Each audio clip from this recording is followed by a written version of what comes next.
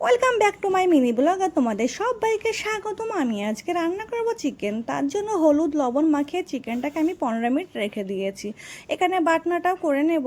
বাটনা আদা রসুন পেঁয়াজ দুটো গোলমরিচ দিয়ে জিরি মহুরি দিয়ে আমি বাটনাটা করে নিয়েছি। তারপরে এখানে পেঁয়াজটা ভালো ভালো করে আমি ভাজা ভাজা করে নেব। তারপরেই বাটনাটাও দিয়ে দেবো। বাটনা যতক্ষণ না তেল ছাড়বে ততক্ষণে বাটনাটা ভালো করে কষতে হবে।